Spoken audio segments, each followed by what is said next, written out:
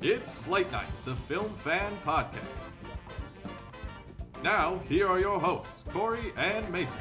Hello and welcome to another episode of Slate Night, the Film Fan Podcast, the podcast made by film fans for film fans. As always, I am one of your hosts, Mason Schmidt, here with my best bud, Corey Knudsen. Heyo. We're going to talk about movies. We actually had a pretty good watch week between the two of us, but also, if you are new to our show, or if you're one of the very few regulars that we have, please do us a favor and follow us on YouTube. You can subscribe to us, you can comment on anything. Usually it's just people giving us really, hating on our takes, and that's fine. It's movies, it's subjective. We're also on TikTok. You can listen to us on any podcasting platform you want. We're there. Try and search for us. You might have to do a couple of searches and be really specific to really find us because, again, our following's pretty small. But we'd appreciate it. We love doing this, and we were just talking about it before we started recording, but 5 more episodes likely is our 100th episode. This is our 95th main episode of Slate Night. And for the 100th, hopefully we'll be in our new studio. I'm still working on my basement. But other than that, we'll talk about movies, new releases, and film news. Corey, how are you, and what are we drinking today? Yeah, doing good. To speak on the number of episodes quick, we forgot to mention in our Odyssey trip when we went out to Michigan to see that was like our actual 100th, like including all of our best of the year stuff and Oscar stuff. So that was our 100, but our main 100 episodes coming up in a couple weeks here. So that's exciting. That's crazy. Almost 2 years. It's insane. Yeah, because we started on election night. Election night in 2024. So, that was fun. But, no, we're drinking a little mishmash of things today. I got a little vodka lemonade going with some Meili vodka. It's Jason Momoa's vodka, which is very good. Maybe the only vodka I know I like. It's great. And me and Mason's brother a few years back met Jason Momoa when he came to a Costco in St. Louis Park. We waited out in line. You tried to get in line with us, and it was... I was working, so I was just trying to line up, when you guys are going to be at the front of the line, so I can just line hop and just say hi, thank you for everything, and then fuck off back to work, but couldn't do it. Didn't work out, so me and Mason's brother were just chapping it up for a couple hours doing that. So it's great vodka, really good. Mason's got some, John Bar Scotch, which I've never had before. I saw a movie today, and as soon as I got out of the theater, I was like, I've been drinking a lot, of seltzers and Surfsides and beers and all that, and I'm like, I just kind of want Scotch. Me and my father-in-law finished off the Scotch that I had at my house, so I needed to get more anyway. So tried this for the first time, and it's really good. And then we got a little Minute Maid vodka punch. Probably gonna rip into these in a little bit here. These are really good. I couldn't find the main ones. They have just regular vodka lemonade ones. Oh, okay. And then a berry one or something, or a cherry or some bullshit. But got a little variety pack of those. But no, I'm good. Went to a J. Cole concert this week. That was great. I was sad I missed NoCon a couple weeks ago. I'm worried, yeah. I do eventually want to see him in concert, so I was like, I gotta make it to a concert this year. Me and my buddy went to J. Cole, my second favorite rapper right now. Got to see Kendrick last year, my favorite rapper, so I'm like, alright, back-to-back years of my top 2 rappers. That was sweet, met some cool people. It was a good time, so it was pretty fun, got a little greasy, had a lot of whiskey sour, or no, what did I have? I had a lot of whiskey and rum and cokes and... Just whiskey straight? A little bit before, a little bit of this vodka before, some Fireball shots. How did you feel the morning after? Do you get hungover bad? Because you're mixing a lot with I was mixing a lot. Yeah, I didn't feel great, and I had to work the next day at 3 p.m., so Yeah, because wasn't the concert on Tuesday night? It was a Tuesday night. Interesting. So it was a little weird, but... no, it was cool though. The concert fucked hard. It was on sweet. A Tuesday night? On a Tuesday night! Yeah, that's crazy. I said T&E. No, you didn't. You said T&A. T&E. Deep cut reference if you... Wolf of Wall Street. As I'm bent over scratching my fucking mosquito bites. Hey, yo. Yeah, went to a barbecue on Thursday and we sat out on the deck and we're in Minnesota right now and it's really hot and humid in August and I'm just like, oh my god, I can feel everything on me right now. This sucks. So now I'm just... It looks like I have chicken pox south of my ankles. It's really bad. Nice. Yeah. Oh, yeah. While we're filming the episode today, we got the little Patriots preseason game on. If you're new, I'm a Patriots fan. Last year, a little hiccup in the Super Bowl. That's all right, but we'll get back there this year. We'll destroy anybody who's there. So it's a character building year for Drake, man. Character building year. So I think you guys are going to be great still again. Now you got AJ Brown now? AJ Brown's on the squad. Yep, relatively quiet offseason for Mike Vrabel, so he's good. Very quiet. Yeah. He's in a good headspace. No one talked about him once. Yeah. I'm happy that Josh Jacobs stuff came out on the Packers to kind of distract from that a little bit. Not that it's good what he did. That's not a good thing to say. But just just right. Yeah. You know what I mean? We'll move past it. Anyways, hey, we should talk about movies. So yeah, we had a pretty good watch week. The biggest new release was Insidious Out of the Further. It is the 6th movie in the Insidious franchise. It started in, what, like 2010 or 2011, something like that? I feel like 2011. I don't know. Something like that. I think 2011, maybe. That sounds right. Just a little bit of background with, my experience with the Insidious franchise. I love that first movie. 2010. Okay. I love that first movie a lot. I think it's one of the best horror movies, I would say, of the century, actually. I love the first Insidious movie. One of the best jump scares. Yeah, absolutely. Actually, just some of the best jump scares we've ever had, honestly. Absolutely. And I like the second movie. I've never quite loved it as much as everyone else, but I still think it's good to get the main cast back. Insidious Chapter 3, Lee Winnell directed, and I actually really like that one. Yeah. I might like it a little more than 2. And then Insidious The Last Key and Insidious The Red Door, I think, are both fine. There hasn't really been a big miss in this franchise, in my opinion, but it's... No Scream 7? There's no Scream 7, and to kind of start there, even with Insidious Out of the Further, I like the movie. I think it is one of the better sequels for sure. But I think it's quietly a franchise that is one of the more consistent horror franchises, where, like, we talked about Scream and we talked about Evil Dead earlier this year. But, like, Insidious is, besides that first movie, like, pretty consistently, like, good. Not, like, it never reaches the heights in any of its sequels, per se. But I think it is like a solid franchise still. And with Out of the Further, they kind of find a new little angle or kind of expanding on the lore to keep it interesting. It centers on Amelia Eve, and she's a mom who has a daughter played by Island Austin, who is great in the movie, a really good child performance. And there's kind of some generational trauma stuff with Amelia Eve's mom and their connection with the Further and these demons there. And then the kind of new spin with this movie is that things from the Further can come to the real world now, so it's kind of building up to that into the third act of the movie. And I thought that was a nice little way to kind of bring this franchise back for another installment and make it worth it. Yeah. Because, like, there's so many times, like, the last few movies have just been like, hey, let's go to the Further and rescue this person, and then we go through the Red Door. And you're like... Yeah, I mean, I like seeing it enough, I guess, and there's some good scares here and there, but... What's the name of the family in the first... The Lambert family. Lambert family, and they're not in this. This is a whole new... group. There's, like, some archive footage from, like a flashback, but yeah, they're not a focus in this movie. They're not the main characters at all. So no Rose Byrne, no Patrick Wilson, Ty Simpkins, anything like that.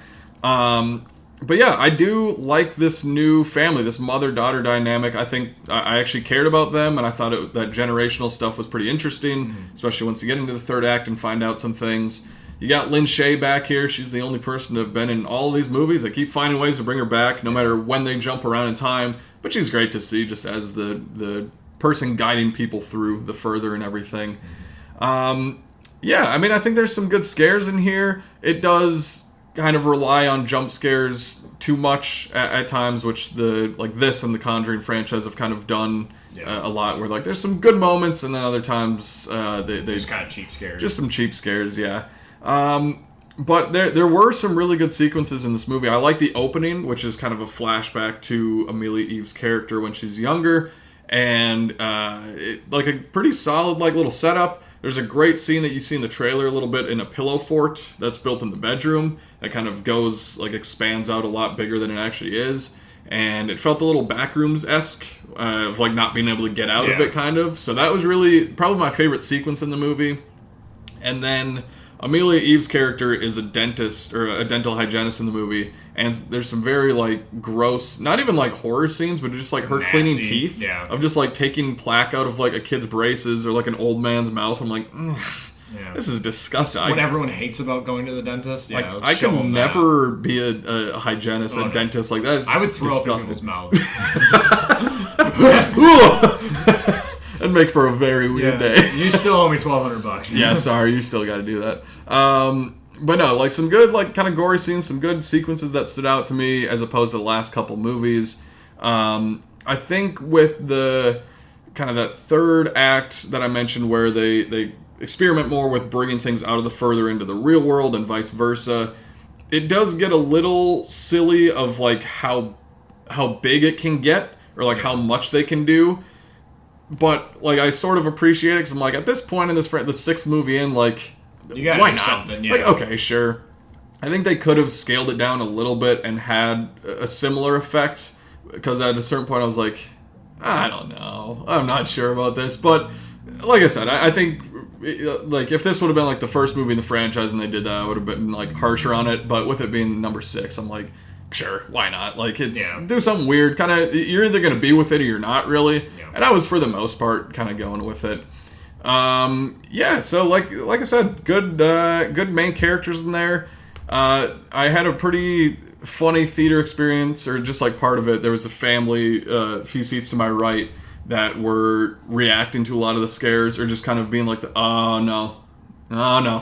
And like, not consistently enough where it was annoying, but just every once in a while where it was like a nice little flavor. They're like, ooh. And then at one point, there's a character, Brandon Perea is in the movie, and he plays a cop who's dating Amelia Eve. And when he first showed up on screen, the guy was like, oh, that's that motherfucker from Nope. And like one of the side guys. Yeah. But just loud as shit.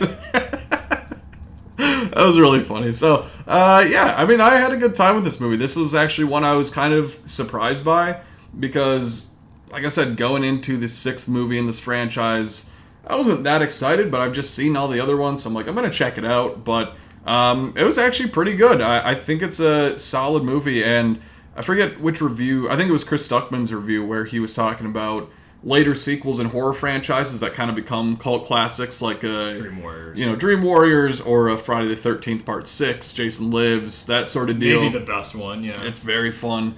But like, I 100% agree with what he said, where like this movie could, in coming years, be one that people are like, oh, this is a very fun one in the franchise that did some cool new things. So I think this one's a win. I liked Jacob Chase's direction. I haven't seen his other movie, Come Play, but I think he brought a little bit more energy than the past couple movies. And I think this one, for me, is on par with 2 and 3, kind of right behind that original movie. Yeah. It's definitely better than 4 and 5. So if you're looking for kind of a lead-in to the fall season, the fall horror, like, I think this is a pretty good option. It kind of got me itching to be like, all right, what horror movies do I want to watch this fall? So I think it's a pretty good option. Yeah, I know. I'm not caught up on all the Insidious movies. I stopped after the 3rd one, which I love the first one. I really like the 2nd one and the 3rd one. Like, it was a little bit of diminishing returns, but I still really like those first 3. I didn't bother with Last Key or Red Door. I heard the Red Door was just kind of boring, but it does offer some closure to the Lambert family a little bit. I think by setting this with a whole new kind of cast, even though you do have Lynn Shay returning, and just focusing on new characters, that kind of helps to set itself as like, all right, now this is what the franchise can become. Like, we can do a Dream Warriors, or we can do like different aspects with that. So I'm somewhat interested in checking this one out, and I probably will, because you and even Stockman's review talking about, like, this is a good segue into Halloween in the fall, and that is like the time of the year me and my wife live for. So we might check this out in weeks to come, just because I know we're going to be wanting to watch a lot of horror movies coming up. So I'll definitely check this one out, just because I've heard relatively strong things. It makes me it reminds me of The Nun 2. I didn't see the first The Nun, because I was just like, I've heard nothing but bad things. And then I watched The Nun 2, and I was like, this is a really solid sequel to a movie I never watched, but also just like a pretty strong little outing in the Conjuring universe. So I really like that movie. But yeah, I'll probably check this one out in weeks to come. A movie, the one that I left to go buy scotch after the movie was up, I went to go see Tony earlier today. I had a little gap in my day, and I was like, why not? I'll go see another movie this week. But this is coming from director Matt Johnson, who did Blackberry, which I still definitely need to watch, as well as Nirvana, the band, the show, the movie, which I watched earlier this year. This is the kind of a true take, or a coming-of-age story for a young 19-year-old Anthony Bourdain as he travels from Provincetown to Cape Cod during a summer off of college, basically. And he follows a girl to Cape Cod, and he's lying to everyone, saying that he's on this fellowship because he wants to be a writer, and he's on this fellowship that his school grants for him to just invest time in writing a book. He does like this whole kind of pitch meeting with his prospective professors at his university, and they sadly go with a different person, but he's like, I'm going to roll with this. I'm going to follow this girl to Cape Cod, and if she asks, I'm going to just tell her I'm on my kind of writing assignment for the summer. And you got Dominic Sessa playing a young Anthony Bourdain, and he's perfect. He kills it.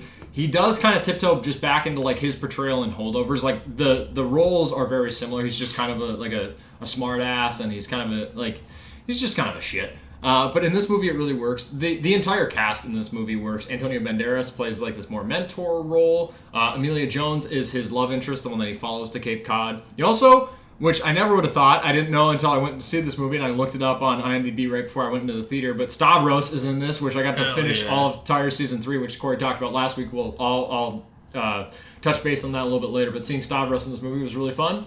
And Leo Woodall, who I haven't seen the most from him. I know that movie Tuner came out earlier this year. It's a movie I really am kind of getting more excited to try and check out before the end of this year. But he was fantastic in this movie. He has more of a supporting role as this, almost like a line cook in this restaurant that Antonio Banderas runs, that Dominic Sessa kind of finds himself in as a dishwasher.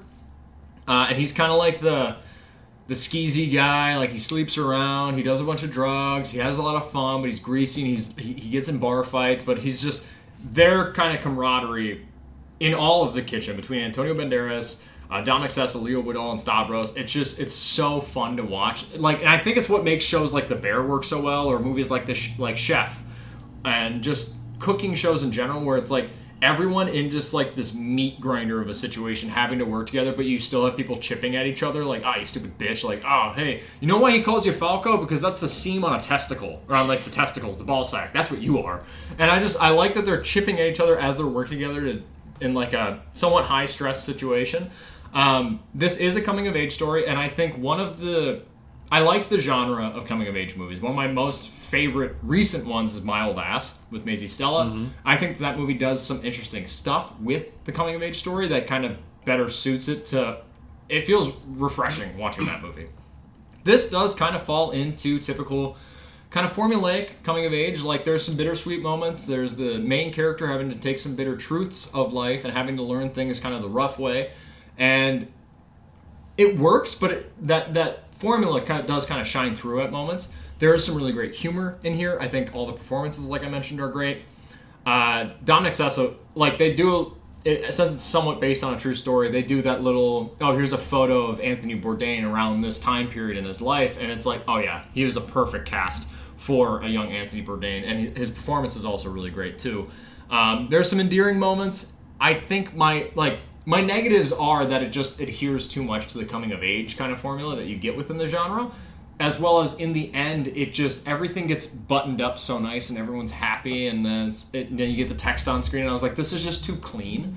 But I did like kind of the more rougher edges of this movie, and the kind of sometimes conflict between Dominic Sessa and Leo Woodall, as well as their friendship. That Dominic Sessa as Anthony Bourdain, he can recognize good things about this guy, and he's like, I like what this guy does, but then he can see the kind of divergence, and he's like, okay, I like what he does, but I won't do that. Like, that's wrong. And kind of having this young man kind of taking shape and being able to realize, like, I don't want to do that.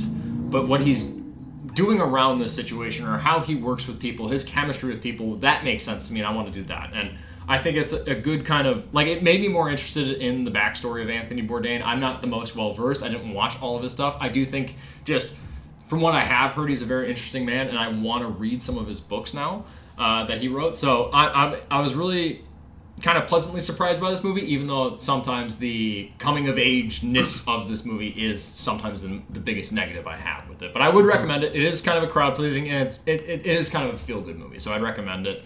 And the performances are across the board pretty great. I don't know if it will stick around come Oscar season, but if it did, I would love it if Leo Woodall got some mention of something. Again, I still need to watch Tuner. Yeah, I don't know much about Anthony Bourdain, so I'd actually like to watch it and just learn more. The only exposure I really have to him is just, like, he was on, like, cooking shows or whatever that I just, like, saw. But in The Big Short, he has a little cameo where he, like, explains bonds or, like, debt or whatever it is. The way that movie explains everything. Here's Margot Robbie in a bathtub. It's just, like, perfect. All right, great. So that's about all that I kind of have been exposed to him. Yeah, but I'd recommend it. I think you will like it, but again, it's just the coming-of-age stories can work well for me, but sometimes they just kind of revert to their formula. I also got to check out, I wanted to see It Ends this week. We talked about it last week coming out, but I think that it was in a limited release because it wasn't really showing anywhere near me, or at least in like that immediate vicinity, so I didn't check it out this week. So in its place, luckily, a movie that's been in limited release has branched out a little bit more. I got to see Teenage Sex and Death at Camp Miasma. I'm not going to bury the lead. This is maybe my second or third favorite movie of this year. It's really, like, Odyssey is clear in a way my favorite movie from this year, and I don't think that really has a shot at changing, except for Dune Part 3 maybe just rocking the boat, which we bought tickets to already for. Yeah. I got 2 sets of tickets for that opening week, one on the Tuesday and one on the Thursday, so I'm really excited. But Teenage Sex and Death at Camp Miasma, I'm just going to call it Camp Miasma for the sake of my voice. Camp Miasma is duking it out right now for me with Spider-Man Brand New Day for which one's my second and which one's my third favorite movie from this year. This is coming from director Jane, is it Schoenbrunn, who directed I Saw the TV Glow, which I've heard relatively good things, strong things, and I know you didn't necessarily like it a whole lot. I was always interested in it, and I might now be more interested in checking it out than I ever was when it was originally coming out. But this is starring Gillian Anderson, Jack Haven, Hannah Einbinder, Zach Cherry, who I love to see. Anytime he pops up, I'm like, oh, Severance, hell yeah, I love this guy. He has a good little bit role. But this movie follows a director making a slasher sequel that becomes obsessed with casting the original film's final girl, who was played by Gillian Anderson, which after the movie I was like, holy shit, that's Scully from X-Files. I didn't even clock that. She becomes obsessed with casting the original film's final girl, leading both women into psychological and sexual chaos. This movie is very meta at times, and it pokes fun at almost true to life, like the Friday the 13th franchise in the 80s, and how like it's offensive in ways, or it's very of its time. And it's very meta as this director is like, I know the role I play in kind of reviving this franchise that is basically a Friday the 13th in this world. She's like, I'm non-binary. They hired me to come in and direct this movie direct a new movie in this franchise that has a lot of transphobic kind of qualities and aspects to it. So they want me to come in and kind of smooth over the edges and make it, oh, hey, we fixed it, we corrected it, we're better now, we learned from it, and we can still make money off of these movies. The main character, played by Hannah Einbinder, has issues with that, but also is really excited to be able to revisit a movie that is really near and dear to their heart. So I really appreciated that. At points in this movie, I was afraid that the meta-ness of it was going to kind of fall apart like a house of cards. But as you get into that second act and it starts to reveal itself, and they even hint at what's going on, but you're just so like writing it off like, no, it's not. That's just nonsense. But as the movie kind of reveals itself and you're like, oh, this works for me. I really like this. If this movie was like being widely seen by mass audiences, I would expect it to be kind of polarizing. There are some things in this movie where I'm like, I don't think this would work for everyone. It works for me, thankfully. I love this movie. It's a horror movie by default, just because it covers a lot of the horror genre and issues with the old horror genre and old horror franchises. But it's never really scary, and that's fine. But they have a lot of good just visuals and imagery of this new kind of mass murderer in place of like a Jason Voorhees. We have Little Death, who wears this AC like HVAC unit on their head and is walking around in like a plastic suit, just stabbing and decapitating people with spears. And I think that they do a lot of fun things with that character. There's also, this movie, weirdly enough, is a lot about the female orgasm, which, again, we're going to talk about Tyler Season 3 in a little bit, which covers that in a good deal. Something you're fucking foreign to. Okay, well, you gotta be nice. I'm married. I figured it out at least once, enough to convince. But it was a lot of perspectives that are new to me, and it was really refreshing. But also, the movie it's in was, like, at times thrilling, at times very funny, at times really like heartfelt and touching, at times very sexy, and I was like, yeah, this is nice, I like this. But also just like, it was done in a way that felt very Wes Anderson, in the way that the sets feel practical. The backdrops in a lot of the big like wide landscape shots are matte paintings, and they don't try and hide it like it's a matte painting. They're like, no, look at this, it's painted. And it works for the movie and how it kind of how the movie kind of wraps up. I think that this, for what it sets out to do, what this movie is, I think it is a perfect movie. My one caveat to that, my one nitpick to that, is that while the movie was wrapping up, in the last, I'd say, 5 to 10 minutes, there are 3 kind of natural stopping points that it feels like the movie almost proposes, and I'm like, oh, great, if you end here, awesome. And then it carries on a little bit. I'm like, okay, this is a good ending point, you can end right here. Oh, no, we're still going. And then it ends. And I was like, okay, that's still a good ending, but I think we kind of tiptoed around where it could have just like, if you ended earlier, I think the punch of it would have worked a lot better. But overall, I was really impressed by this movie. The cast was great. I have never been more attracted to Gillian Anderson in my life, and she was really funny. She has a lot of like memeable moments of like Hannah Einbinder's character is staying at Gillian Anderson's house, and Gillian Anderson's like, I don't really entertain. I live out in this kind of abandoned part of the woods at this camp, this old camp where we shot the first film. I don't entertain a lot. But I got KFC. We got fried chicken. So here's a platter of KFC fried chicken. And there's just like funny moments between these characters, also really touching moments. And it does unpack a lot of kind of things that are, I think, going to speak more to a female audience than it would to a male audience. Watching this with my wife, she loved this movie. And she was like, if she didn't want to see this movie, I don't know if I would have been able to go and see this movie this week. So I was really happy that she wanted to see it. And we both left just fucking grinning ear to ear like, oh my god, that was such a weird, wild, fun, nonsensical movie. And I think it was really well done. Like, it was just such a good, complete package. The last time Allie and I saw a movie, we saw Her Private Hell, and we know how much I love that flaming piece of trash designed as a glittering piece of trash. So Teenage Sex and Death at Camp Miasma, I couldn't recommend enough. I love this movie. I'm excited to eventually tiptoe back and watch I Saw the TV Glow. I don't have the highest hopes for that one. I don't think I'll like it as much as Camp Miasma, but I'm still interested in going back and watching more from this director's filmography. But I think this movie is really special. I kept getting all the ads that it's the highest rated horror movie of the year, which anytime they do that, I'm like, okay, settle down. And again, it's not like outright scary, but it does handle a lot of things synonymous with the horror genre, especially the 80s horror franchises that we had going at the time. So I really love this movie. I'd recommend it to you, but also know what you're getting yourself into. Watch the trailer, trying to get a good understanding as to what you're going to watch, because you might not like it, but I was just lucky enough that I loved it. So it's worth a watch and at least an interesting conversation afterwards, even if you don't like it, I think. This one looks more interesting to me than I Saw the TV Glow, which like you said, I have seen, and I really don't like that movie. It just feels very pretentious and just not on my wavelength, not for me. I know everybody else was going crazy about it, and I feel like you may like it probably a lot more than me, actually. When you eventually do. But this one actually looked cool, just the Friday the 13th of it all. Yeah. I just watched through that whole franchise like a couple years ago, so having that background and being like, all right, let's have some fun with that. That kind of intrigues me a little bit.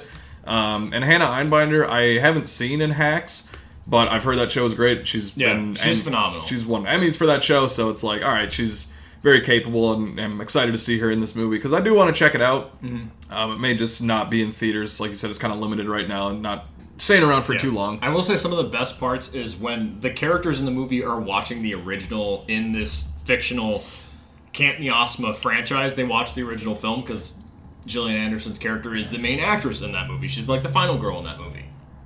And when they watch it, it goes into that, like, it feels so pitch perfect to 80s kind of feel, the grit, the film reel, the grain on the frame. It's so perfectly handled, and there's a really well choreographed oneer in this movie that I wasn't expecting to, that I was like, this works so well. And the fact that this is a oneer taking place in this fictional movie that came out in the 80s makes me feel like, all right, well, that didn't happen in the 80s a whole lot, so I don't know if that really tracks, but it really works in this movie. So again, I can't sing this movie's praises enough. Well, you definitely watched more interesting movies this week. I'm interested to hear your thoughts on these, actually, so that's fine. So, last year, maybe around this time, I don't remember specifically, but I watched through Den of Thieves and Den of Thieves 2 Pantera. Little Gerard Butler, little Jerry Butler. Kind of like those. I enjoyed those movies. Yeah, the first one actually is really cool. It's very Heat-esque, and I really like it. The second one's pretty good.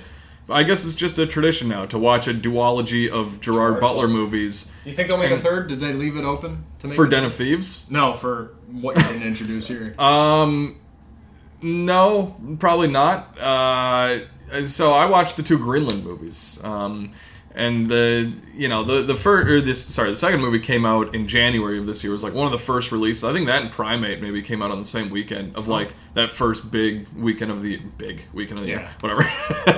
New movies again. If you're a big Jerry Butler guy, then sure. Jerry, you're close with him? I guess that's what boys call him. Oh. And any like press tours, like everyone's like, oh, Jerry Butler. I'm like, collect call coming from Mike is all that matters. Fantastic moment in the Angel Has Fallen trailer. Yep. Still haven't seen that fucking movie. No, I haven't either. That movie, along with these 2 Greenland movies, is directed by Rick Roman Waugh, who has made a couple movies that I don't know, Snitch with The Rock. I think I saw that in theaters back in the day. One of Johnson's better performances outside of like Smashing Machines. This is like one of his early like kind of big action roles before he got really like corny, I feel like. Yeah, and Family Man, charismatic charm of everything he ever does. Right. So Snitch is okay. But yeah, so the first Greenland movie came out in 2020, a very interesting kind of release for it where it was going to come out in theaters, but then obviously COVID happened and it kept getting delayed and delayed and delayed, and they decided to just eventually release it on streaming, on VOD, on like HBO Max and Prime, I think. So it never got a theatrical release in the United States. In other countries it did, but not in the US. I wonder if we got a theatrical release in Greenland. I'm looking at it. That's a great question. Just for the purposes, yeah. So it didn't come out in theaters. Came out on streaming. I never watched it back in the day. This week was when yesterday is the first time I ever watched it.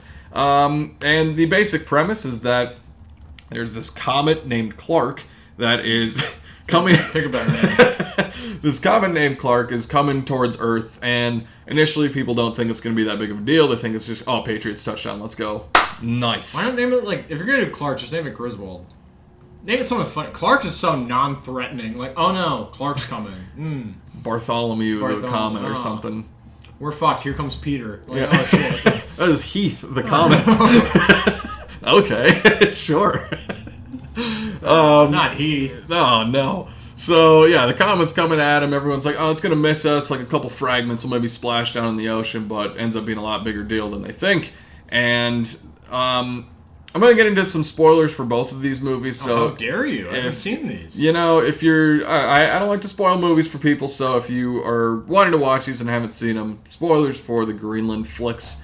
But, yeah, so Gerard Butler, he's married to Marina Baccarin in this movie, and they have a kid, and they get a call on their phone from the United States Department of Homeland Security. They get 2 calls from them that say, you've been chosen to go to a bunker. Like, we're picking people from each profession, kind of, and, like, getting them to this bunker in Greenland so that you can survive and we can start a human race again if this thing ends up being really big. So that it's just really funny of just, like, he's in the grocery store with his kid, and it's like, United States Department of Homeland Security. I'm like, what the fuck? Okay. You have a collect call coming from Mike. That's very much the same. Yeah, same type of energy. And, I mean, I don't know. The movie's okay. Like, it's not terrible. I think the setup is actually kind of good of, like, the build-up of this comet coming. Everyone's really excited. Like, it'll be cool to see it come across the sky. And fuck up our fucking ozone and yeah, our like, planet, maybe. It'll pass by. Like, it won't be too bad. It'll be whatever. I just saw Haley's comet shooting. Great. Now we can't monetize. We're not making money on anything. Shut up. We've made maybe $12 in 2 years. We're fine. Probably the first time I've ever heard you sing. I've never heard you sing. That wasn't serious. But also, me serious isn't good either. I've never heard you actually sing. Like, yeah. We were talking about this on the trip to Michigan. I'm happy that Greenland brought this on. Where, like, I've done karaoke a few times, and, like, What is your go-to karaoke song? Either I do Friends in Low Places. That's a classic. I mean, people like that. Or a little Luke Combs, like Beer Never Broke My Heart. Me and our buddy DJ did that at Jay's in Buffalo. Yeah. And Diorio, he got in there, too. That was nice. After I dislocated my shoulder playing softball. That was fun. Got back from the hospital and just went immediately to the bar and did karaoke. Anyways, what the fuck? That is the most Corey Knudsen in a fucking container. Like that. If you want to understand who he is as a person, a lot of ththings that I love, but it's all just shrunk down into one aspect, one moment. That is the most Corey Knudsen thing that could ever happen. I just look at my shoulder, but I go to a bar and sing karaoke with the boys. Yeah, I mean, it happened during a softball game, and then. I went to the hospital. And we're not going to talk about Greenland for the rest of this.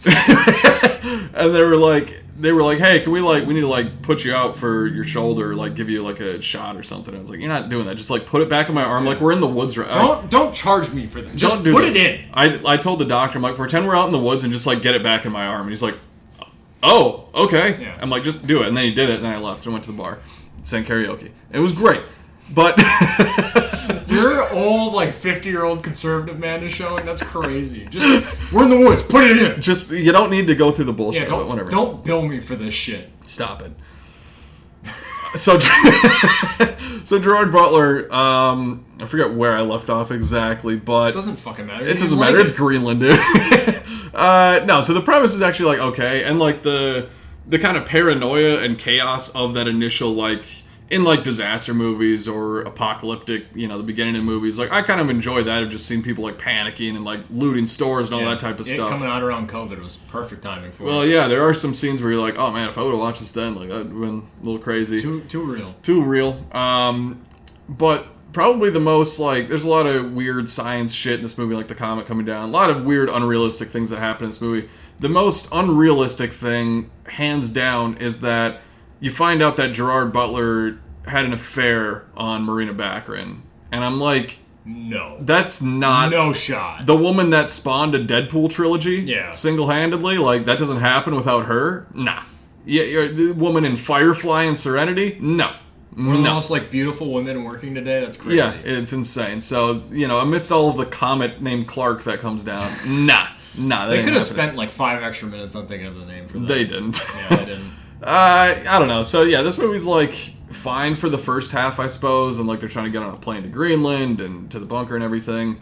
And then, at a certain point, like, probably the halfway point, it really just gets repetitive of them being in a car, they get stuck in traffic, they get out of the car, the family gets separated, they have to find each other again, they come back together, rinse and repeat, all that shit. There's a point on, like, towards the back part of the movie where on the radio they hear, like, oh, there's going to be some fragments of this comet that come down in upstate New York, and Marina Baccarin's like, wait, aren't we in upstate New York? And then the comets immediately start, like, shooting at them in their cars, and everybody's just running. That's good writing. It's great writing. That's special. And it just, I don't know, at the end of it, like, the whole thing just felt really pointless to me. Because they, again, spoilers, like, they get to the bunker and everything. But even, like, the whole premise of the first half of, like, the families that got selected, like, they have these bracelets that you have to get scanned in. And, like, we won't let you in if you don't have those. And then they just kind of forget about that by the back part of the movie, and they just let this plane full of people in, but like some of them have bracelets, some of them don't, so it's like you forgot your whole sort of premise, whatever. And it was just like, alright, you got to your bunker and like the comet hits, it's like whatever, okay. And then, time out. Have you seen Geostorm? No, I was gonna... Alright, keep going. Have you seen it? No. I do. Maybe next year I'll do like a Geostorm and plane watch. So, okay, I'm on Amazon right now. I'm buying movies because I'm drinking. You're buying Geostorm? We're talking about movies. I think the 3 movies we're going to christen the new studio/movie room in my house once it's done in mid-September. I know one of them. Ron. Oh. The good one. Okay. The Blackening. Yeah. And I think we got to hit Geostorm. Hit Geostorm? I think Geostorm and The Blackening in the same night. Yeah, of course. Of course. So yeah, I'm gonna put an order in for this right now. A little physical media around. Is there a 4K of Geostorm? I can't find one. It's okay. just a standard That's Blu-ray. probably okay. That's probably that's fine. Fine. That's okay. How long is this fucking? You keep talking. Probably too long. You know what's too long is Greenland because it's 2 hours long and it hour and a half max. Yeah, and that's the sequel, Greenland 2 Migration, which came out in January of this year. That's about an hour and a half. That that's a little bit better. So Greenland 2 follows up with them in the bunker. And then they're like, all right, well, we're trying to survive out here. And there's also, like, there's some, like, opening narration from Gerard Butler.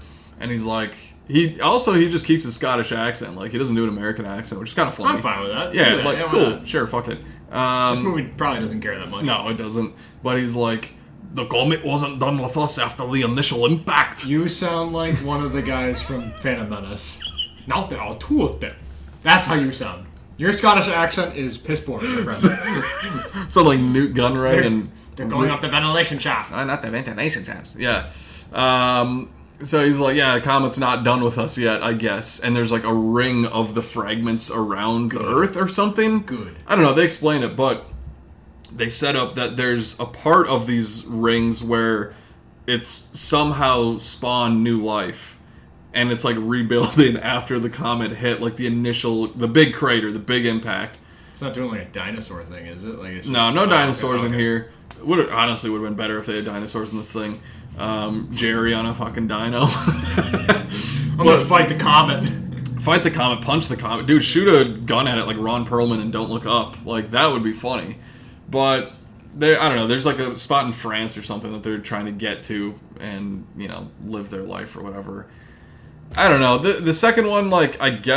I feel like I've heard people say the first one they You're like. running out of steam on this. I am running out of steam, man. I watched them both yesterday in the same day, and it was just that might have been bad. It was a bad choice, and I think I appreciated the second one more just because it's shorter.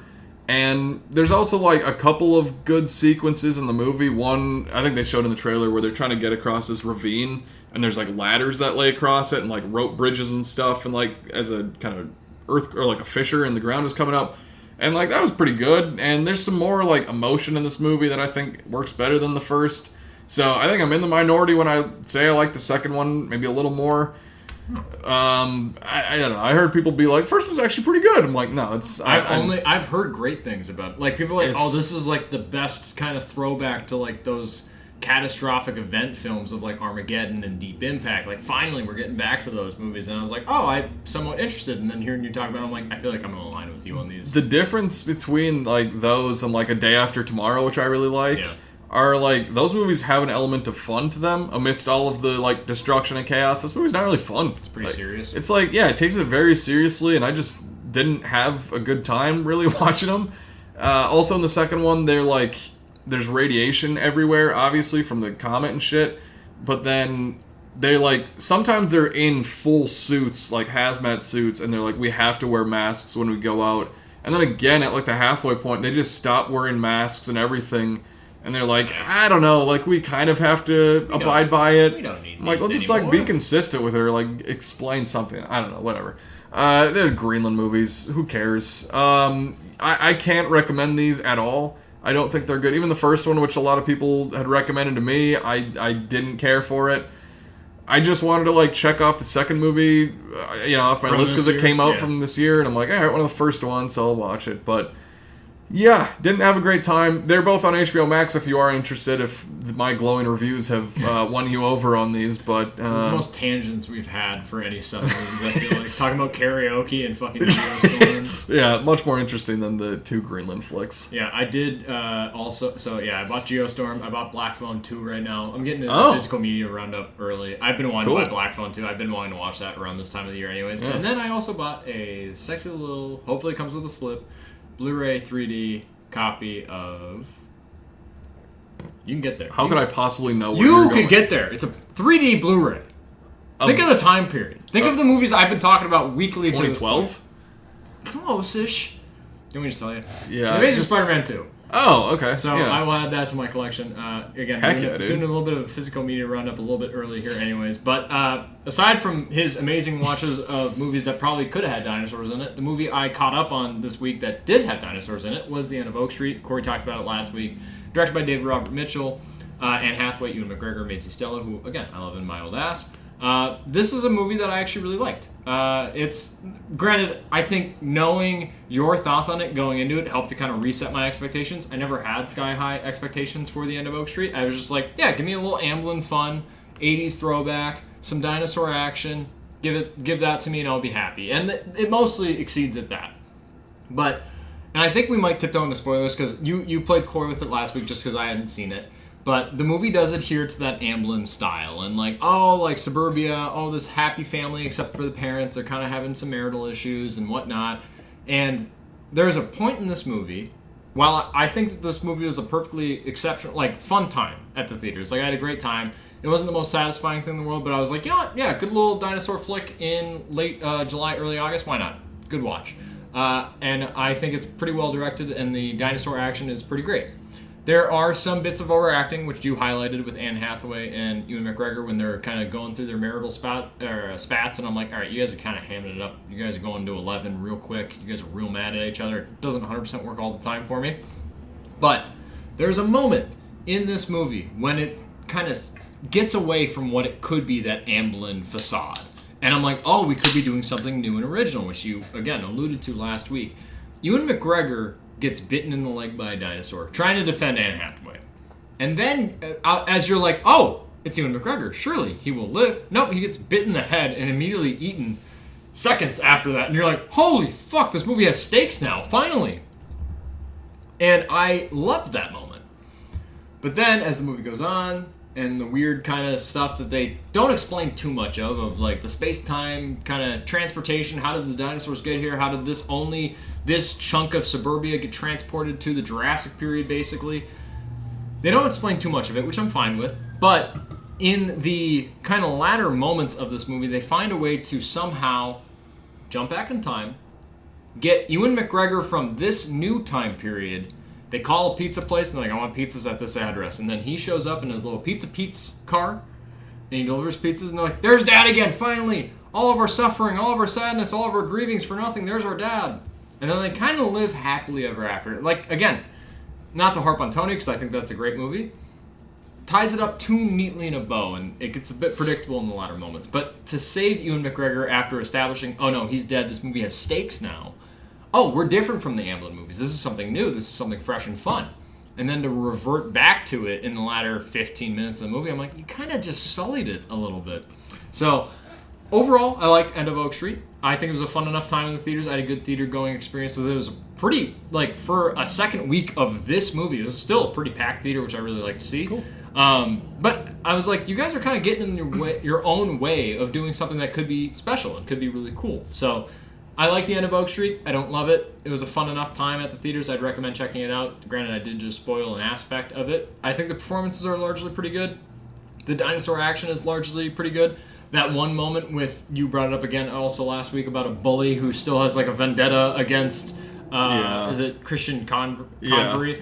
Who's like, you broke my brother's arm, I'm gonna beat the shit out of you. It's like, dude, there's literally fucking dinosaurs outside. You could squash that right now. You don't need that. Yeah.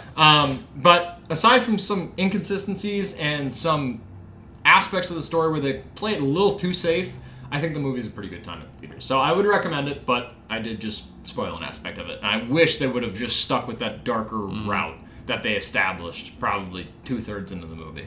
Yeah, and I feel like we feel very similar about it, just of kind of towing that line of like, you're doing something interesting, either you let Ewan McGregor's character die and like deal with that, or if you want to bring him back, deal with like a time travel aspect and like do something weird, do something like you see alternate versions of yourself and then they have to live in this thing, but you get to stay out of it. Like do something interesting there. I think would have been a better play, and kind of what I mentioned last week too, of like David Robert Mitchell, there was nuggets of like what I feel like he wanted to do, and then studio, J.J. Abrams, all that kind of stuff was like, make it a bit more accessible. Yeah, make it a little bit more, family friendly. I forget if this movie's PG-13 or R, but I think it's PG-13, but like close to R. There's some violence in it where I was like, oh. PJ Byrne on the roof getting eaten by the rat. Which I actually really liked his character, because like, the entire time he's the neighbor of this family, and He's like, your dog's shitting and pissing in my yard. Dog's barking nonstop, waking me up. Your kids are fucking with my house. And they're like, nothing's done.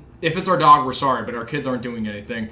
And then he wakes up one morning with a big Jurassic Park pile of fucking dinosaur shit in his backyard. And he's like, your son did this. And it's like, where did he get all of that? And I actually really liked it. And then I like the kind of capper, again, I'm going to spoiler, the capper of that character's arc is him on the roof with like a 6-round revolver shooting at pterodactyls, and it's just, and then he immediately gets snuffed out, and it's just like, well, dude, what did you expect?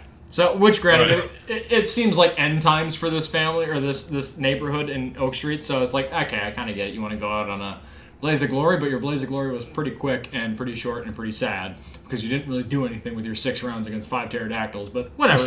But his performance, I actually really enjoyed in the movie. Also a great movie dog in Starbuck. Oh yeah, Starbuck was great. Came in clutch at the end. I was like, maybe a little unrealistic, but I'm just like, it made me think of in Anchorman when whatever his dog that gets booted off the bridge comes back and then barks at the bear, and you get the subtitles. Leave my family alone. They did nothing to you. We respect you or whatever. And then the bear's like, oh, okay, peace. Yeah, I get it. My bad. Back off. My bad. Sorry. It kind of made me think of that with Starbuck, just pulling up in the right moment for there's some conveniences, but pulling up in the right moment when there's dinosaurs and just bark, bark, bark, bark, bark. Okay, we're fine. Yeah. Dog doesn't die. If you're worried about that, dog lives. Thankfully, dog lives. That's a big thing. So, yeah, it's a fine movie. I think, I'm happy that people are going to check it out. An original movie. So, have you seen Under the Silver Lake? I have not. I'm very curious. That one got like delayed a lot. And it was a weird whole thing. Also, kind of like, it seemed polarizing, the reception of that film. So I'm like, I like David Robert Mitchell. I love It Follows, so maybe I'll check that one out. Yeah, Andrew Garfield, I think, is his name. So maybe I'll check that out in the lead up to They Follow, because I haven't seen that. Yeah, I might do that too.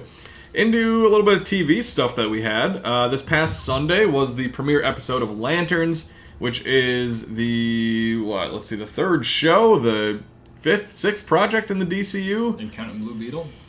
No, not Blue Beetle. Just the movie. So Okay. whatever project it is. There's a lot of talk about DCU right now. Maybe the best project to this point.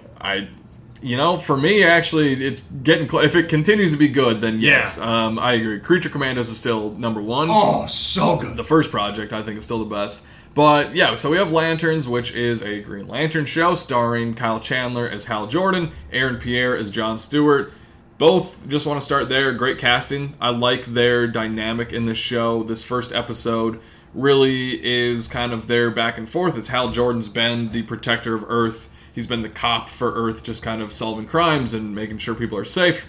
And he's training in Jon Stewart. And I like their dynamic of that mentor and mentee. I think it works really well. Kyle Chandler just in that role, I think, is great, and I love that. Good. And that they do a good job at establishing that he's been a Green Lantern for a while, and like everyone looks at him and be like, "Oh, you are the protector of Earth for like the 80s and 90s," and now he's kind of like aged out of it, and he's just kind of like a bumbling drunk with tricks. He's just like, "Oh, you need a beer opener or a bottle opener? All right, here it is." Sign some autographs at a taco stand or whatever it is. Yeah.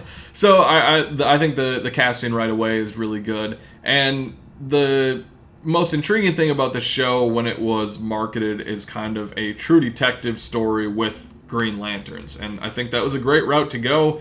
I know some people had issues with it being like, I want just like Green Lantern and bright and green colorful costumes. Like, I don't care for that. Like, we've had that with Ryan Reynolds. Yeah, and I don't have the biggest connection to this character. Yeah. Which is a personal opinion and a personal view, but I'm like, just give me something new and good. Like, doesn't really matter. And I think their adherence to like that almost like true detective time framing aspect works really well. Yeah, and we get that where there's kind of, I guess it is like 3 different periods. We get a flashback with young Jon Stewart pretty early on in the show. It may even be the opening scene.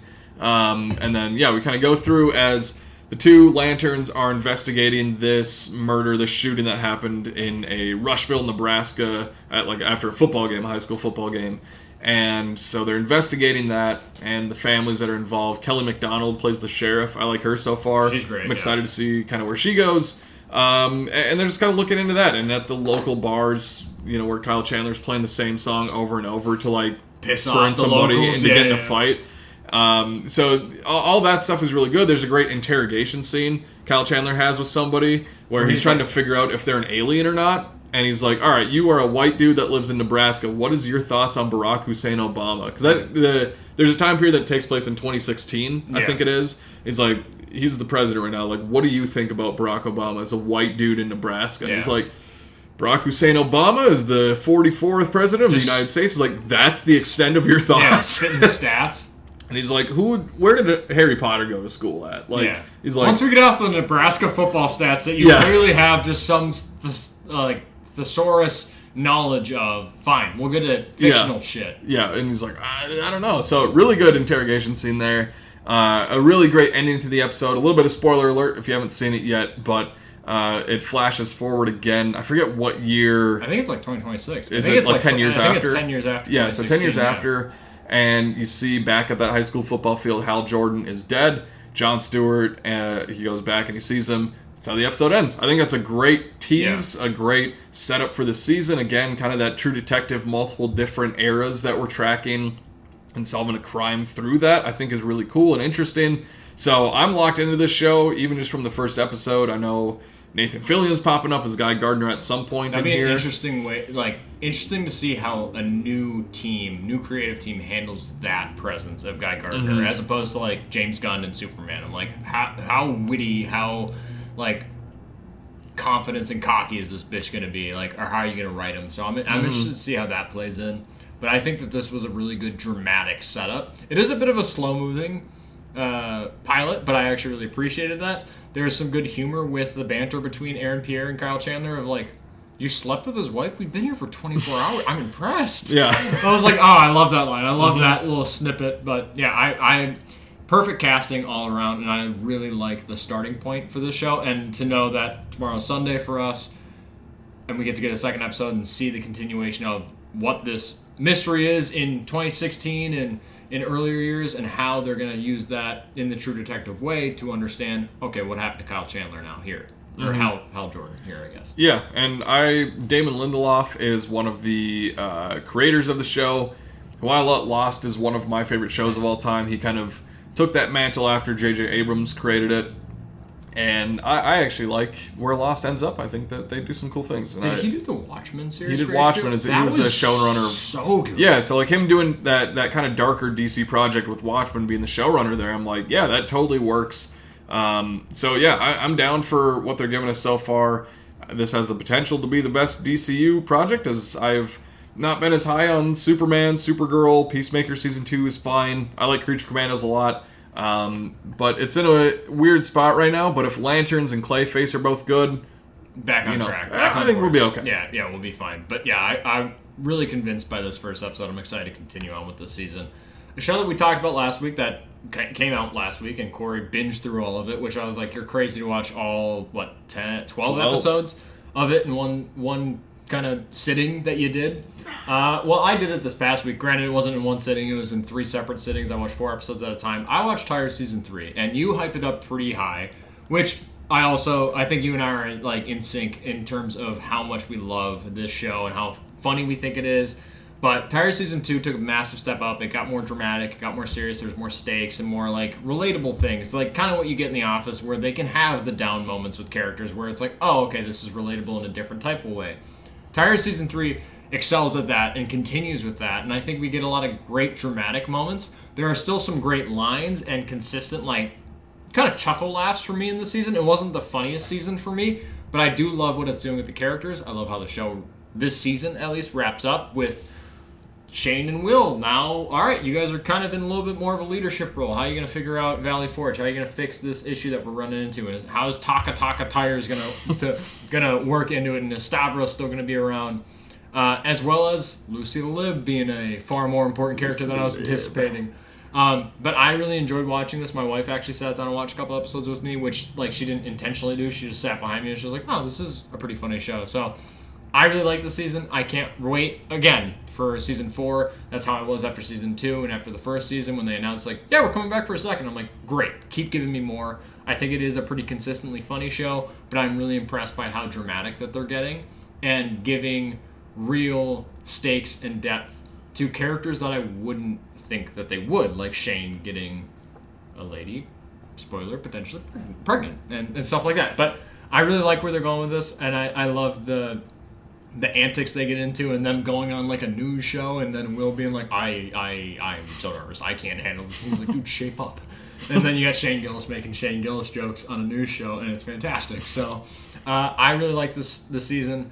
Again, I think I need to practice restraint when Season 4 comes out and watch it in a slower viewing pattern so that I don't blast through it and then I'm like, give me Season 4 right now, when it's probably going to be at least a year and a half or 2 years. So I really like the show. The season was really strong.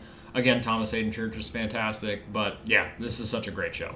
One of my favorite parts from editing last week's episode was when I was talking about the show and I was just saying some of my favorite jokes, and you, everyone, you're like, you can't say that, you can't say that, you can't say that. And I'm like, I'm going to say it. Yeah. I'm going to say it. But, again, Will, Shane. And so I think maybe my favorite episode from this season is, I think, the third one, where they go to the women's in business event. Yes! And yes, it's so good. Will goes there with Kyla, and all the women at the event think Will is gay. And he's like fitting in, he's like trying on all the clothes with them, and he's gossiping with them. They're like, oh, can you believe that bitch said that? Like, what is the nerve on her to say that? And then Shane and O'Connor end up going there, and when they show up, it's just fucking perfect. I love that all the women are like, oh, that's Shane? Will needs a break from you. You need to leave. Get me a beer. Yeah, give me a beer. You have a nice rack. Nice rack, dude. It's crazy writing, but it's so fun. And then they find out that all the women find out Will's not gay. And that he's actually the boss and not Kyla. Yeah, and Shane's like, yeah, well, he's not gay, but he likes women. He's gay, but he likes women. He's gay, but he likes women. It's like a new letter in the thing. This show is hilarious. Also, I forgot to mention last week, Billy Magnuson has a little role in the show. I liked him in his role. And then Jamie Lynn Sigler, who is Meadow Soprano from The Sopranos. She's in the news episode. Yeah. I really like her, too, just seeing her pop up and, like, kind of a tough thing. Like, oh, that could have been good if like it didn't get fucked up by this thing. So no, Tires. I love that show. It's great comedy for me. I love all the weird little subplots they have. I love the sting operation that's basically being ran by his O'Connor's buddy that keeps bringing cars in, and he's just like, I don't want to talk to this guy.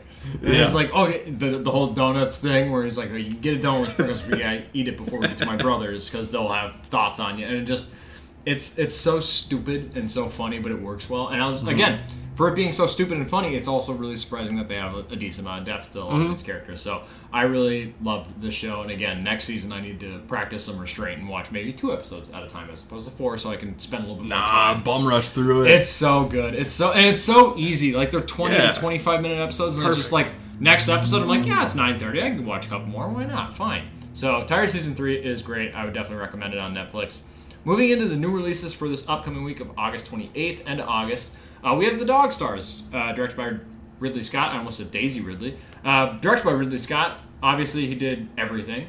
Some good, some bad. Mostly Alien and Blade Runner, very good. The Martian, very good.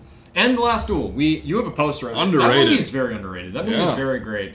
Black Hawk Down. Black Hawk Down, again. Yeah, he's got some hitters. Yeah, there's The Counselor. Yeah, there's Alien Covenant. Depending on who you are, you might like that. I like that. It's fine. Prometheus is good. Prometheus is good. So, but he has a new movie that's kind of flown under the radar, at least I think for both me and Corey. Starring Jacob Elordi, Josh Brolin, Mark Qualley, Guy Pearce, Allison Janney, Benedict Wong, a stacked cast. In a post-apocalyptic world, a virus wipes out humanity. Survivors face roaming scavengers called Reapers. Protagonist Hig, a pilot, survived the flu, but lost his wife. That is a synopsis copied over from IMDb. I think that is not necessarily the best synopsis, and I think the trailers haven't been like the biggest for me or worked the best for me. But it's a Ridley Scott movie. If it sounds like it's pretty good or people are kind of liking it, I'll probably check it out. I think the movie of this week, and I think it's just to champion this movie even coming out, is Coyote vs. Acme, directed by Dave Green, who did Earth to Echo, weirdly enough, and TMNT Out of the Shadows.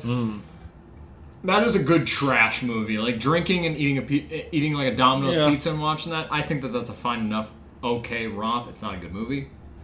Coyote vs. Acme is starring John Cena, Lana Condor, Will Forte, and PJ Byrne, bringing him back after his sad demise in the end of Oak Street. The story is set in the Acme Warehouse, the manufacturer of anything and everything used by the Looney Tunes characters. This is the movie that got shelved, almost canceled, well, basically was canceled by Warner Brothers with David Zaslav, and now they've resurrected it, and now it's getting great reviews already. So I'm really excited to check this one out. A little bit of the Who Framed Roger Rabbit animation, or what the Caravan of Garbage guys did, the Looney Tunes back in action. Yeah. So I'm excited to see a new movie with that kind of handling and bringing animation and having that integrate with live action. I've heard good things. I'm excited. We also have Idiots, directed by Macon Blair, who did The Toxic Avenger. I like Macon Blair. I don't like his movie, The Toxic Avenger, but that's just me. And Corey as well. This is starring Dave Franco, O'Shea Jackson Jr., Mason Thames, and Killer Mike. 2 rock-bottom drivers transport a wealthy teen to rehab, but their simple job spirals into a chaotic journey of drugs, danger, and a crime as their passenger derails their plans. I think that the trailers for this have been some of the funniest trailers I've seen all year, so I'm pretty excited for this movie as well. And then, to cap it all off, a little bit another horror entry, a smaller scale horror entry, we have Buddy, directed by Casper Kelly, which made a short, I think. I saw it on Adult Swim, I want to say, called Too Many Cooks. If you haven't seen it, well, we're going to pull it up immediately after this episode because it's very stupid and very funny and very specific in its humor. He also, I think, directed part of VHS Halloween.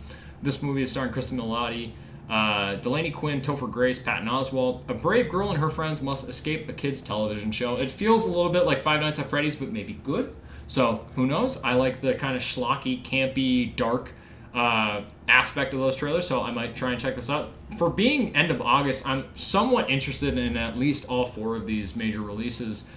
So, aside from Coyote vs. Acme and Idiots, I might be doing another 3 movies of the theater week coming up, so who knows about that. And then, Coyote vs. Acme is the one where I'm like, I'm definitely going to see that to support it in theaters, like the whole story and Ketchup Entertainment bringing it back. I'm like, that's cool.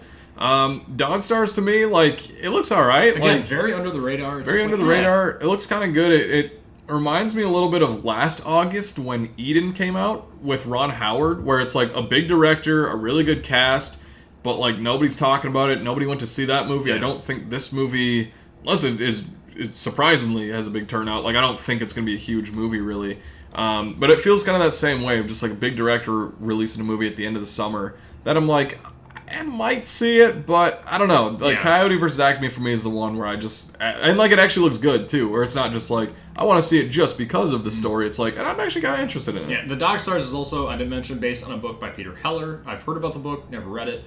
And, again, the trailers have been kind of like, all right, yeah, Ridley Scott doing another movie. For it being someone of Ridley Scott's stature for this movie to go so under the radar, I'm like, what's going on? Also coming out at the end of August, I'm like, where's the confidence at in this movie? So... I'm still interested to see it, but who knows the quality of it, at least. Physical media roundup, I already mentioned Geostorm, Black Phone 2, and Amazing Spider-Man 2 on Blu-ray 3D. I'm excited to get those sometime this week, and then we'll rip through the Blackening and Geostorm, likely in one alcohol-fueled night. And maybe we'll have good things to say about both of them, or just one of them, or neither of them. Who knows? Maybe we'll film ourselves watching part of it, or like something, you know. Yeah, do a maybe. little vlog type thing as we progressively get more drunk watching those movies. That could be fun. We got a lot of shit coming out this week. The big one being Star Wars: The Mandalorian and Grogu. I will say, you know, the movie, we're both pretty, like, lukewarm on it. It's fine, whatever. I know you're going to buy this to complete your collection. Well, yeah, I'm going to buy a Star Wars movie and get it. But there's a really cool regular steelbook that they have, and then the 4K Blu-ray. But then there's the Beskar steelbook, which has, like, 2 metal posters in it. And it's, like, a really cool fold-out that has, like, a lot of great artwork in there. Very cool release that I haven't seen from, like, a big movie in a while. And I don't know. I kind of want to get that because it looks really sweet. Yeah, you're looking at it now? I'm looking at it right now. Yeah, it's pretty cool. Like, I like a lot of the art cards, and like when they do extra shit in physical media, I really like that. So I definitely will pick this up at some point. We also have what? Just how much? I'm looking at it on Amazon. It's the 4K that steelbook, $219. Okay, well there it is. Not getting that. Yeah, unless I find it at a half price books in like 2 years for $120. Maybe not that. We also have Disclosure Day coming out, which we got some steelbooks coming for that. You bought me. Yeah. You bought 2 of them a while back. It's my newest updated arrival time is October 6th, so I'm guessing they're on back order a little bit, which is good to see. Yeah, that's all right. We also have The Sheep Detectives, Whistle, Power Ballad, The Breadwinner, One Spoon of Chocolate, all from this year. And then from last year, a couple movies, we have The Voice of Hind Rajab, which I know you love, and you already bought the movie. My favorite movie of last year, and I can't wait to get that this week. I'm excited to watch that. Maybe I'll borrow your Blu-ray of that and watch it. Carolina Caroline, Father, Mother, Sister, Brother, which was one of the... Is that Wim Wenders or Jim Jarmusch? Jim Jarmusch, that won the Golden Lion, the top prize at the Venice Film Festival last year, but wasn't in the Oscar conversation really, so I'd be curious to watch it. Reacher Season 3, and then a few movies coming out on 4K. We have Practical Magic in time for the new movie coming out in a little while here. Identity, Enemy at the Gates, and then The Fast and the Furious, the 25th anniversary, has a great 4K steelbook. Yeah. The 25th anniversary re-release is in theaters right now. Crazy that it's been 25 years. Like, I remember watching that movie as a kid. Like, my brother showed me, like, you gotta watch this movie. I'm like, oh, this is awesome. What is your favorite of, like, the early... I'm gonna say the first 3 then, basically. Just before Fast and the Furious, which is the 4th one. What is your favorite of those? That first one, for sure. Yeah, I mean, that's classic. I mean... Tokyo Drift is pretty great. But it's pretty fun. That's nostalgic. Too Fast is, like, very corny and fun. Yeah. But, you know, what up, cuh? Yeah. Like, there's a specialness to their, like, where it was still about street racing and, like, kind of crime somewhat in there. I mean, Vin Diesel is probably still crying about the script for Fast Forever. Fast Forever. Which supposedly they're reverting back to, like, the more street racing aspects of this franchise, so who knows? Yeah. Maybe we'll get a little return to form with the Fast franchise before they cap it all off. So I would love that. You know, we'll be there opening weekend to see that shit. Yeah. It's going to be great. Again, there are moments when we go to theaters and I have no idea what you think and you have no idea what I think, but it was nice watching, was it Fast and the Furious 9 or F9 or whatever the fuck it was called, and we both pretty clearly could tell that each person both hated the fuck out of that movie of like, what are we doing? What's going on? Which Fast X was better, but an improvement. Yeah, let's improve with the 11th one and finish it out there. Moving into some movie news, we're going to start off with a little bit of sad news. The passing of Hayden Panettiere, which was just very unexpected. You know, we talk about a lot of very famous Hollywood people that have been around for decades. We talk about Robert Redford, Robert Duvall, you know, Diane Keaton, all these people that have had decades of work and die in their 80s or 90s, and they're very sad, but they've had a very full life, and it's always very difficult when somebody like Hayden Panettiere, who I believe was 36, she passed away. It's kind of the Chadwick Boseman thing, too soon. These young stars that are just taken too soon, and man, just a person for both of us that we grew up just seeing or hearing in so many things. Like Heroes and shit. I still haven't watched Heroes, but Heroes name. Yeah. Some of the shows she was in, Heroes, I also haven't seen it, but I know she was in like Ally McBeal. She was in Nashville, that show that ran for quite a while too. So is it still running or no? I don't know if it is or not, but she was in a lot of it, I know for sure. The first thing I remember seeing her in was Remember the Titans as Cheryl Yost. Oh shit, she is in that. That is maybe my favorite performance from her. And it's just like that movie is. I love Remember the Titans, and her performance there, like as the daughter of the football coach, that is like just chirping the refs at all times, and also like hamming it up with the players and everything. Like it's based on a real character, but like she brought that character to life. Like her performance is such a big reason of why that character is so memorable. I forget about her in that movie. She was still so young. Like, she's young passing, but still young in that movie, and she was so good in that movie. She's so great. She's just a standout there, and like I remember watching that as a kid, but then also watching it in like high school or like middle school or something like that too, where it's like, football heals racism and stuff. I'm like, yeah, hell yeah, dude, that's tight. So very memorable there. She was also a voice in a lot of animated movies, A Bug's Life, Disney's Dinosaur. She was in that Hoodwinked movie, which I remember watching on TV a lot. I don't know why, but like Hoodwinked. I remember the poster, but Hood versus Evil or something like that. Oh, yeah, okay. Yeah, I don't know why. Just like I watched that movie a lot. I think she was Red Riding Hood in that movie. Anne Hathaway was Red. I'm gonna look up who she was in that, but yeah. It's so just kind of some voice work, and then some stuff I haven't seen, but Ice Princess, I know a lot of people were talking about this week, of her and Michelle Trachtenberg in that movie. That's a big movie for my wife. And then I Love You, Beth Cooper was another big one, and Bring It On, All or Nothing, I know a lot of people really loved her in that as well. And then kind of like later stuff, I know she was a voice in the Until Dawn games. I haven't played the games, but I think she was Samantha, I believe, in those games, which we had the movie come out last year, I believe it was. Yeah.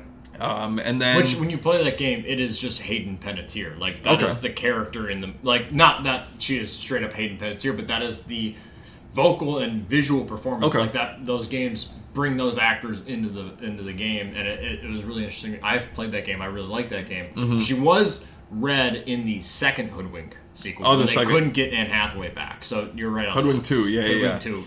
Hoodwink 2, Hood versus Evil. Hood versus Evil. But yeah, and then kind of the last just big thing to mention that we've both seen is the Scream movies, for sure, where Scream 4 and 6 as Kirby, such a great role in both of those movies, and, very sad that I think Scream 6 is probably the last thing I saw her in. Oh, yeah. That's just tough, man. Like, these actors that die at a very young age, it's very tough. Like, you just had so much more to give. And the thing I just kind of want to leave on is, like, we didn't know her personally, obviously, but in any, like, press tour or interview on the red carpet or anything, she just had such a big smile. Yeah. And it was always so positive. And it was like, any kids that were interviewing, she was just like, oh, like, let me give you a hug and let me do, like...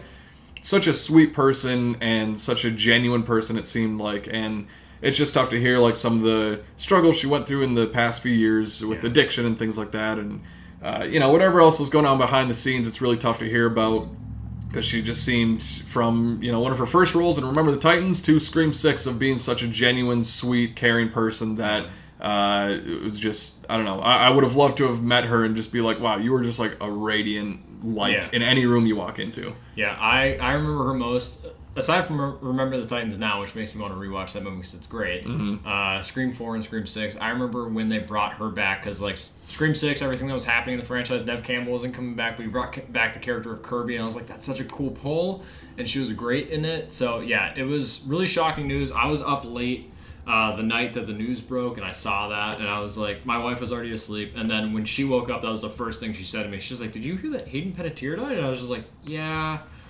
It's odd, and it's unnatural because she is so young, and it sucks to find out more about her struggles, which I think she was pretty on the front of. Like, she was pretty open about, like, hey, I'm struggling with stuff, but to have that end-all, be-all be the thing that takes her out of this world is really upsetting, too, because to echo your sentiments, every time I ever saw her, whether it was in a movie or whether it was in a press junket or in an interview, she always just was so radiant and so smiley and happy and welcoming, and it's just like, it sucks to lose someone like that. Also someone that I feel like you and I both have kind of grown up with. It's odd, and it doesn't feel real yet. And the whole Ice Princesses thing, it's like, that's a big movie for my wife, so I'm like, I feel like in the coming weeks, her and I will probably sit down and watch that, and I can't imagine my wife will have a dry eye the entire time. So, yeah, it's too soon, and it's too sad.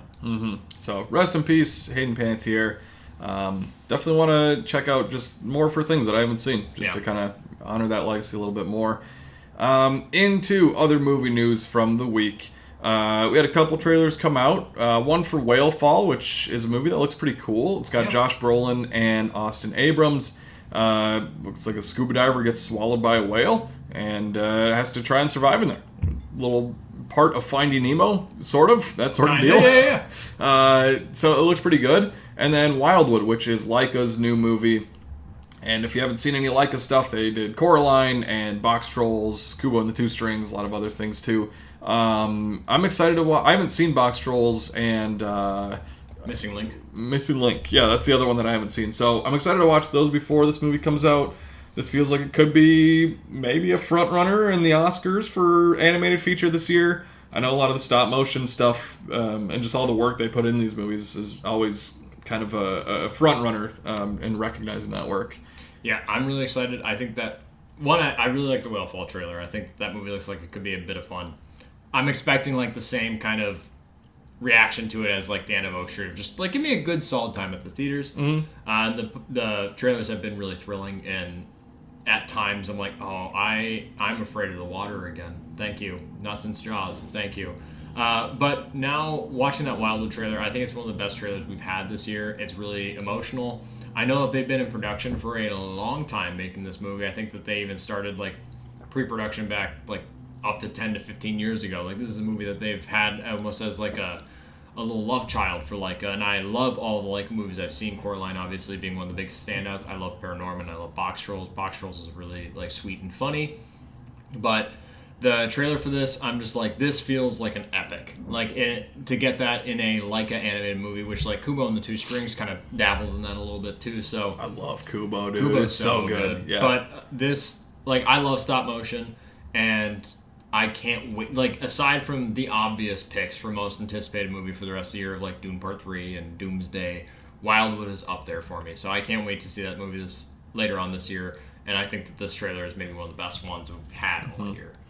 We also had The Odyssey, which we've talked about a lot on here. Became the highest grossing R-rated movie of all time. It passed Joker, which is still crazy to me that movie made $1 billion. Yeah. Like, that's insane. Past Joker, past Deadpool and Wolverine. So that movie is just doing great numbers. And the thing that I love hearing is that people, that are maybe casual movie fans or like don't go to the movies all that much, they're not just seeing it once, they're seeing it twice. Yeah. Which, like, we obviously go see like big movies like this twice a lot of times. I'll probably still see it a couple more times. And hopefully. And like people that are just like, it's so much to take in on the first time, I wanted to see it again. I'm like, great, like that's awesome to hear. So very deserving of being the highest grossing R-rated movie of all time. Yeah. Very excited for that. Our buddy DJ reached out to me when I was going into Teenage Sex and Death That Kept Me Asthma. He was like, so The Odyssey, is it worth my hard-earned time and my hard-earned money? And I was like, yes, it is the second best movie since we've been alive. And he was like, what's your first? I was like, Dune Part 2. He's like, okay, so I should go see this? I was like, as soon as you can. And he is like, all right, word, I'll go check it out. Nice. So I'm excited to hear what he has to say, because he doesn't often go to the movies, but to see a movie that is 3 hours and is an epic like The Odyssey, I'm excited to hear kind of people that aren't typical film fans just coming out and still raving about this movie. Yeah, been a lot of great movies like that this year with Obsession, Spider-Man, Project Hail Mary. Still, like, even earlier today, I've had family or relatives be like, I saw Obsession, that's a fucking great horror movie. I'm like, hell yeah, watch that movie. Yeah, good year for those type of movies for sure. We also had in the God of War series, which I don't know much about. I've never played the games, but Ryan Hurst, speaking of the Odyssey, he was in that. Yeah, he was great as his like as a mentor. So, I think so, yeah. So he got injured on the set of filming the God of War series, and they replaced him with Dave Bautista. From what I've seen, just pictures of the character, looks cool. I can't comment too much on like story or character or anything. So that's cool. And then kind of tying back into the Lanterns TV show, we have another DC show announced. It kind of been teased before, but now we have like an official thing. The People versus Gorilla Grodd, which it's been funny being, people are like, we're doing like a lot of weird side character Jimmy shows Olsen and movies. Show before a Batman movie or a Wonder Woman thing? Yeah. Okay, interesting, but the synopsis sounds a little bit more interesting. It's going to be 8 episodes. We don't have an official release date yet, but a super intelligent ape played by Jimmy Tatro, who he's popped up in a lot of stuff. Scream 7, I think he was in that opening scene. Yep. And then a few other comedies and stuff I've seen him too. He plays Gorilla Grodd. He's convicted of murdering his dad, the king of Gorilla City, sure. And then we're not the biggest like comic book fans. We're not well versed in, at least in Gorilla Grodd. Yeah, who is? But Jimmy Olsen obviously works at Daily Planet. It's kind of sounds like a true crime mockumentary type docuseries, which that's kind of the interesting part to me. And the team surrounding it is the people coming over from American Vandal at Netflix, which I still haven't watched. I've heard nothing but like hilarious and great things about. So maybe I'll check that out here soon. Yeah. So the Jimmy Olsen and the Daily Planet crew, Beck Bennett, Michaela Hoover, this Cat Grant, my God, and then Wendell Pierce as Perry White, they're all kind of investigating whether Gorilla Grodd was wrongly accused. So, I mean, I think it could be good. Like, I wasn't excited for it just on the initial announcement, but this synopsis is a bit more interesting. Yeah. It's the DCU's in a weird spot right now. Early on, people are like, James Gunn needs to be fired. And I'm like, even though I'm not crazy about everything so far, I'm not at that point. Yeah. I just think they need to choose their projects a bit more carefully, a little more intentionally too. Maybe set up the basics, I think the worst thing is it's trying to be the MCU sometimes. Yeah, so late too. But then but it's also trying to do like Phase 4 MCU, where you're like, you need to do the basics, the Iron Man, the Hulk, the Thors, the Captain America. You need to do Batman, Superman, like Green Lantern. I think that's a great idea to do a show, but like, get the basics down before we do the People versus Gorilla Grodd, which again I think could be okay. Yeah, I'm excited for this. I wasn't initially when they were kind of pushing the idea of like a Jimmy Olsen centered show, but like with this kind of synopsis and this kind of focus on it, as well as hopefully a more lighter tone of just like a mockumentary, and I'm like, okay, well that might work. I am interested in checking it out, but again, it like, how many projects into the DC universe can we get into where there's no mention of Batman? Like, if Batman's already a surmountable, like, foundational character of this DCU, where it's going to be Batman Brave and the Bold, and he's likely going to have a Robin, and he's been around for a while, I'm like, how have we not heard about that character yet? Or seen anything from that character yet? But, I mean, this one has sold me a little bit more than any of the other shows that they kind of pitched and have since kind of scrapped. I think there was, like, a Themyscira show that they were maybe going to do. Paradise Lost, and then the Waller show they canceled, Booster Gold, all that shit, yeah. So I'm like, okay, what made them think this needed to be a show? So if they're willing to go that far into it, also the synopsis works for me. It gives me a little bit more confidence, but I'm also like, okay, still, we need to get some of these more foundational characters. Like, we have Peacemaker and Superman, and now the Lanterns, really, and Creature Commandos to a degree, but those are our standing points. Those are our first stepping stones in this universe. I'm like, we need to start building out the rest of the core group, maybe a little bit, but who knows. But that will do it for today's episode of Slate Night, the Film Fan Podcast. Thank you for joining us for another episode.